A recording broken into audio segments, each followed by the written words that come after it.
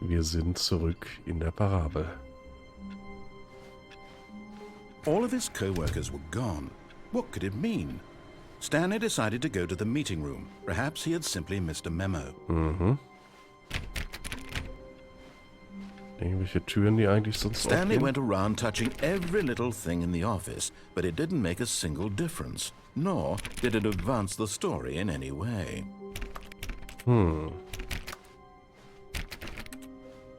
When Stanley came to a set of 2 open doors, he entered the door on his Ich left. glaube, diesmal tun wir das nicht. This was not the correct way to the meeting room, and Stanley knew it perfectly well. Perhaps he wanted to stop by the employee lounge first, just to admire it.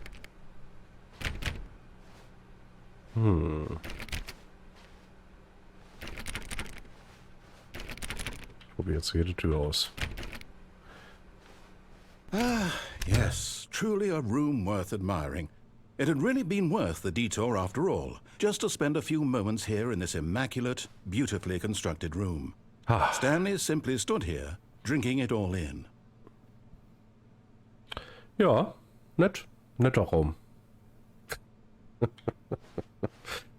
Gibt's hier Getränke? Yes, really, really worth it being here in the room. Schade.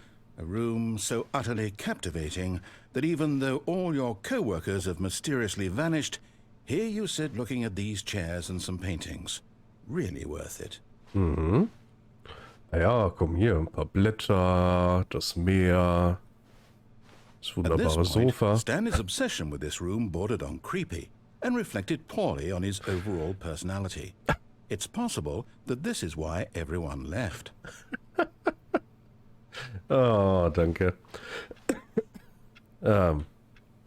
So, hier noch Stanley sat Eisberge. around waiting for more dialogue. But when a Okay. long time had passed and there was no more, he decided that the game was trying to send him a message. Aha. Kiste, noch ein Sofa. Hat die Tür zu? Nein, okay.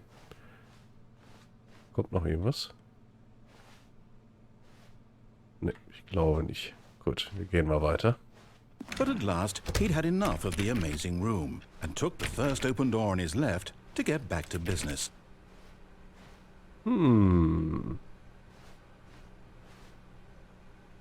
Ja, machen wir erstmal. Da gehen wir später lang. And so he detoured through the maintenance section, walked straight ahead to the opposite door, and got back on track. Nächste Entscheidung hier. Wir haben viel zu sehen. So, und hier kommt man, glaube ich, wieder... Wäre man wieder zurückgekommen, ja. Da war die linke Tür. Okay. Oh, Yet mit there der was Tür vor not der a Nase single zuschlagen. person here either. Feeling a wave of disbelief, Stanley decided to go up to his boss's office, hoping he might find an answer there. Oh no, no, not again. I won't be part of this. I'm not going to encourage you. I'm not going to say anything at all. I'm just going to be patient and wait for you to finish whatever it is you enjoy doing so much in this room. Please take your time. okay. Also, 1 Ducktape, 2 Ducktapes, 3, 4... ich glaube, er wird wirklich nicht drauf beantworten, ne? Na gut. Gehen wir Coming doch to mal a jetzt hier nach staircase, unten. Stanley walked upstairs to his boss's office.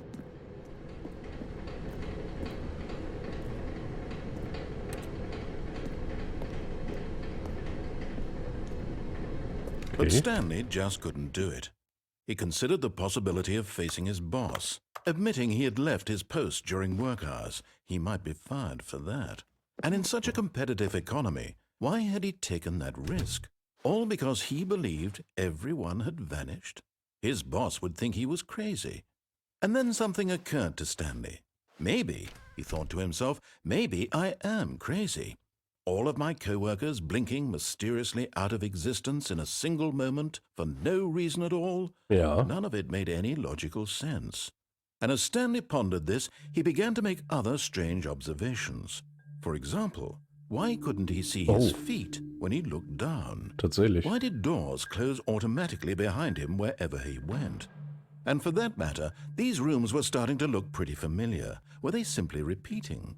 No, Stanley said to himself, this is all too strange. This can't be real. And at last, he came to the conclusion that had been on the tip of his tongue. He just hadn't found the words for it. "I'm dreaming!" he yelled. "This is all a dream." Okay. Oh, what a relief Stanley felt to have finally found an answer, an explanation. His co-workers weren't actually gone. He wasn't going to lose his job. He wasn't crazy after all. And he thought to himself, I suppose I'll wake up soon. I'll have to go back to my boring real-life job pushing buttons. I may as well enjoy this while I'm still lucid. So he imagined himself flying and began to gently float above the ground. Then he imagined himself soaring through space on a magical starfield, and it too appeared. It was so much fun, and Stanley marveled that he had still not woken up. How was he remaining so lucid? And then perhaps the strangest question of them all entered Stanley's head. One he was amazed he hadn't asked himself sooner. Why is there a voice in my head dictating everything that I'm doing and thinking? Now the voice was describing itself being considered by Stanley, who found it particularly strange. I'm dreaming about a voice describing me, thinking about how it's describing my thoughts, he thought.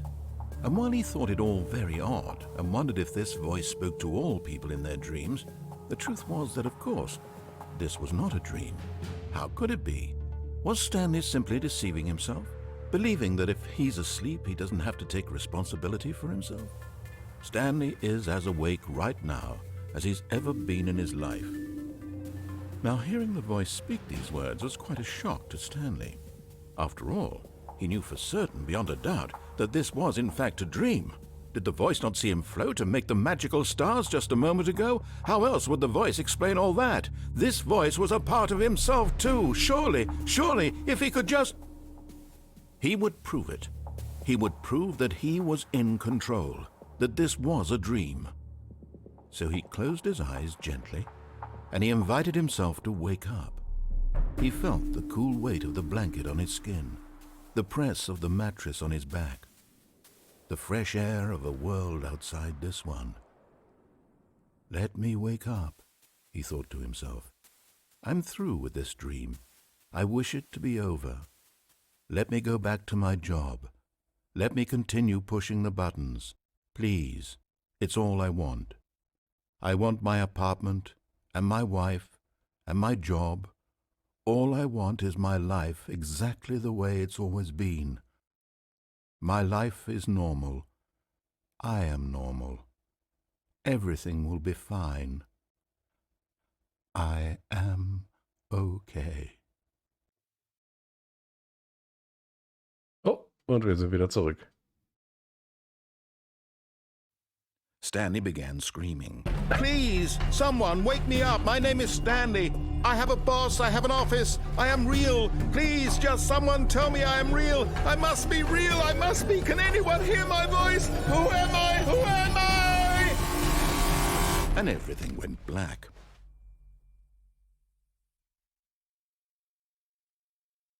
This is the story of a woman named Mariella. What? Mariella woke up on a day like any other. She arose, got dressed, gathered her belongings, and walked to her place of work. But on this particular day, her walk was interrupted by the body of a man who had stumbled through town talking and screaming to himself, and then collapsed dead on the sidewalk. And although she would soon turn to go call for an ambulance, for just a few brief moments, she considered the strange man. He was obviously crazy. This much she knew. Everyone knows what crazy people look like. And in that moment, she thought to herself how lucky she was to be normal. I am sane. I am in control of my mind. I know what is real and what isn't. It was comforting to think this, and in a certain way, seeing this man made her feel better. But then she remembered the meeting she had scheduled for that day. The very important people whose impressions of her would affect her career, and by extension, the rest of her life. She had no time for this, so it was only a moment that she stood there, staring down at the body. And then she turned and ran. Okay.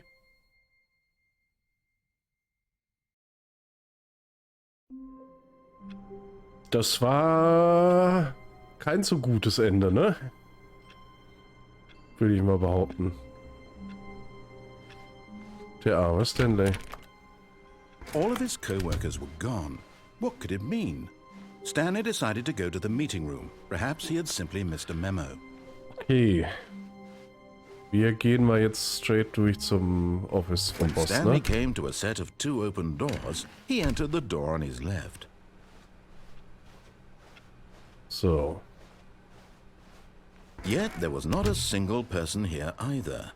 Feeling a wave of disbelief, Stanley decided to go up to his boss's office, hoping he might find an answer there.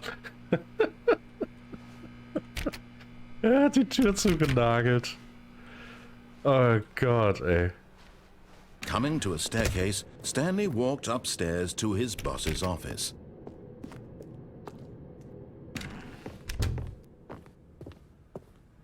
So. Stepping into his manager's office, Stanley was once again stunned to discover not an indication of any human life.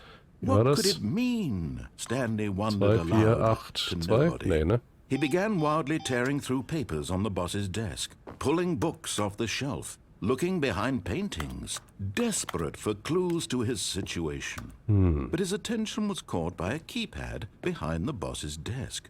What could its purpose be? In fact, this keypad guarded the terrible secret that lay buried below his feet. And so the boss had assigned it an extra secret PIN number. Ja. 2845. But of course, Stanley couldn't possibly have known this. Yet incredibly, by simply pushing random buttons on the keypad, Stanley happened to input the correct code by sheer luck. Amazing. He stepped into the newly opened passageway. So, und fahren wir wieder runter.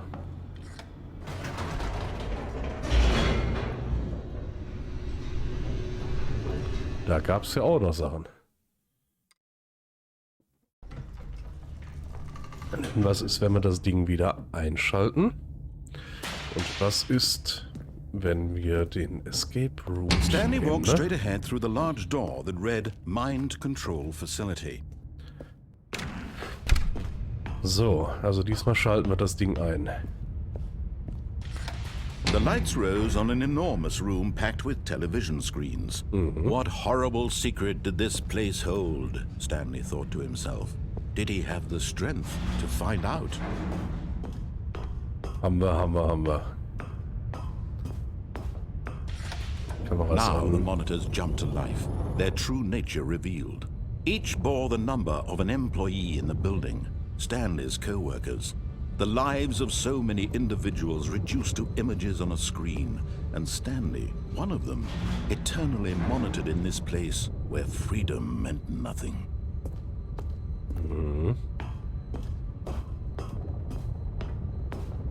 So, Aufzug bitte.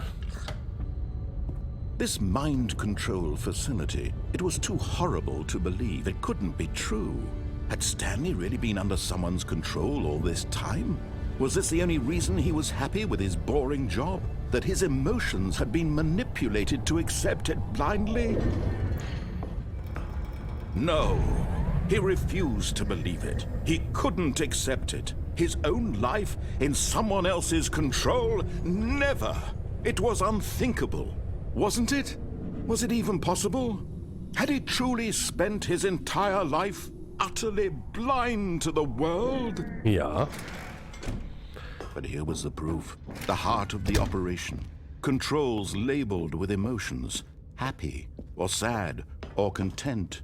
Walking, eating, working. All of it monitored and commanded from this very place. And as the cold reality of his past began to sink in, Stanley decided that this machinery would never again exert its terrible power over another human life. For he would dismantle the controls once and for all. Nein, diesmal schalten wir es an. Oh, Stanley, you didn't just activate the controls, did you? After they kept you enslaved all these years, you go and you try to take control of the machine for yourself. Is that what you wanted? Control? Oh, Stanley, I applaud your effort, I really do. But you need to understand, there's only so much that machine can do. You were supposed to let it go, turn the controls off, and leave. If you want to throw my story off track, you're going to have to do much better than that. I'm afraid you don't have nearly the power you think you do. For example, and I believe you'll find this pertinent, Stanley suddenly realized he had just initiated the network's emergency detonation system. In the event that this machine is activated without proper DNA identification, nuclear detonators are said to explode, eliminating the entire complex. How long until detonation then? Let's say 2 minutes. Now this is making things a little more fun, isn't it, Stanley? It's your time to shine. You are the star. It's your story now. Shape it to your heart's desires. Oh, this is much better than what I had in mind. What a shame we have so little time left to enjoy it. Mere moments until the bomb goes off. But what precious moments each one of them is. More time to talk about you, about me, where we're going, what all this means. I barely know where to start. What's that? You'd like to know where your co-workers are? Yep. A moment of solace before you're obliterated? All right, I'm in a good mood. You're gonna die anyway. I'll tell you exactly what happened to them. I erased them. I turned off the machine. I set you free. Of course, that was merely in this instance of the story. Sometimes when I tell it, I simply let you sit there in your office forever, pushing buttons endlessly and then dying alone. What? Other times, I let the office sink into the ground, swallowing everyone inside, or I let it burn to a crisp. I have to say this, though, this version of events has been rather amusing. Watching you try to make sense of everything and take back the control wrested away from you, it's quite rich. I almost hate to see it go. But I'm sure whatever I come up with on the next go-around will be even better. My goodness, only 34 seconds left. Ja, but so I'm toll, was enjoying soll ich this denn so machen? much. You know what? To hell with it. I'm going to put some extra time on the clock. Why not? These are precious additional seconds, Stanley. Time doesn't grow on trees. Oh dear me, what's the matter, Stanley? Is it that you have no idea where you're going or what you're supposed to be doing right now? Or did you just assume when you saw that timer that something in this room was capable of turning it off? Ja, klar. And look at you, running from button to button, screen to screen, clicking on every little thing in this room. Und jetzt brauchen wir einen gelben Knopf, ja? No, these colored ones, or maybe this big red Da ist ein button, gelber. or this door. Everything, anything, something here will save me. Why would you think that, Stanley? That this video game can be beaten? One solved? Do you have any idea what your purpose hat in nicht this geklappt. place is? Stanley, you're in for quite a 3 disappointment. blau. But here's a spoiler for you. That timer isn't a catalyst to keep the action moving along. It's just seconds ticking away to your death. Ja, You're only ja. still playing instead of watching a cutscene because I want to watch you for every moment that you're powerless. 3 To see blau. you made humble. Ja, und This is not jetzt a challenge. nix. It's a tragedy. You wanted to control this world, that's fine. But I'm going to destroy it first, so you can't. Take a look at the clock, Stanley. That's 30 seconds you have left to struggle. 30 seconds until a big boom and then nothing. No ending here, just you being blown to pieces. Will you cling desperately to your frail life? Or will Kann you das let nicht it go abbrechen, oder? peacefully? Another choice. Make it count. Or don't. It's all the same to me. All a part of the joke. And believe me, I will be laughing at every second of your inevitable life from the moment we fade in until the moment I say, happily ever after.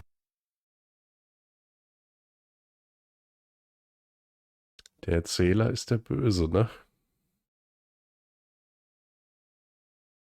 Der ist scheinbar ganz schön böse.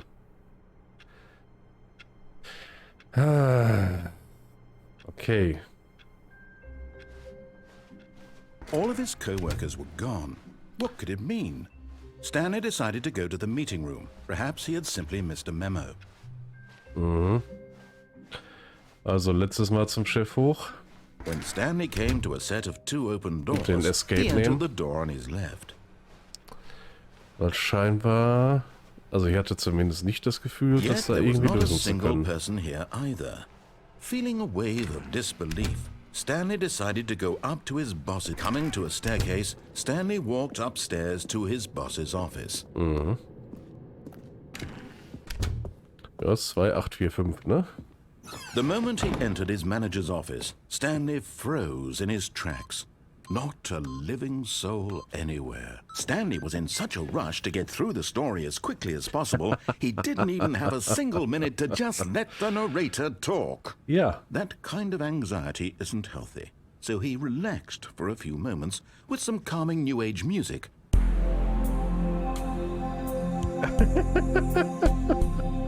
Du Arsch. Ah, du Arschloch, ey. Feeling soothed and rejuvenated, Stanley calmly walked forward into the opened passageway. Oh Mann, ey. So. Noch einmal der ganze Kappes mit dem Kameraraum.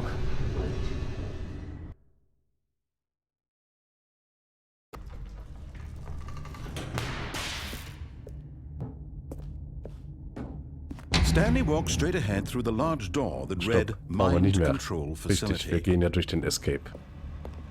Although this passageway had the word escape written on it, the truth was that at the end of this hall, Stanley would meet his violent death. Ja gut, wir sind ja schon jetzt zweimal gestorben, also was soll The door passieren? behind him was not shut. Stanley still had every opportunity to turn around and get back on track. At this point, Stanley was making a conscious, concerted effort to walk forward and willingly confront his death. Mhm.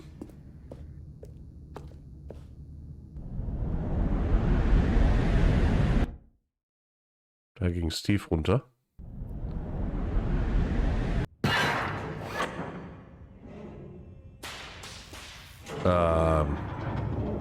As the machine whirred into motion and Stanley was inched closer and closer to his demise, he reflected that his life had been of no consequence whatsoever. Stanley can't see the bigger picture. He doesn't know the real story, trapped forever in his narrow vision of what this world is. Perhaps his death was of no great loss, like plucking the eyeballs from a blind man. And so he resigned and willingly accepted this violent end to his brief and shallow life. Farewell, Stanley. Wie haben wir den Sturz eigentlich überlebt? "Farewell, Stanley," cried the narrator, as Stanley was led helplessly into the enormous metal jaws. In a single visceral instant, Stanley was obliterated as the machine crushed every bone in his body, killing him instantly.